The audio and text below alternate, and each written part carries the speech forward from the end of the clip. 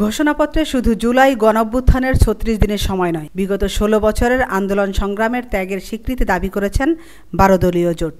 একই সঙ্গে গণঅভ্যুত্থানের প্রোক্লেমেশন নয়, গণঅভ্যুত্থান নিয়ে একটা ডিক্লারেশন বা ঘোষণা আসতে পারে বলেও মনে করেন জোটটি। আজ বিকেলে রাজধানীর পুরানা পল্টনস্থ জাতীয় গণতান্ত্রিক পার্টির কার্যালয়ে এক সংবাদ সম্মেলনে জোটের পক্ষে এসব দাবি তুলে ধরেন ১২ দলীয় জোটের সমন্বয়ক ও বাংলাদেশ জাতীয় দলের চেয়ারম্যান সৈয়দ এহসানুল হুদা।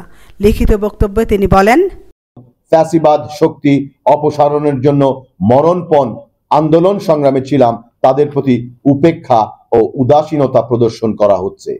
উদাহরণস্বরূপ, বিগত সরকারের সময় মিথ্যা মামলায় জর্জরিত নেতাকর্মীরা এখন পর্যন্ত মিথ্যে মামলা থেকে অব্যাহতি পাচ্ছেন না।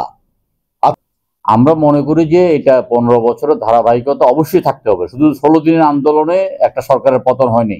আমরা একটা সরকার পতনের জন্য আমরা একটা সোপান তৈরি করেছি। সেই সোপানের মধ্য দিয়ে গিয়ে সরকার আন্দোলন পতন হয়েছে, একটা গণ অভ্যুত্থানের মাধ্যমে সরকার পালিয়ে গেছে।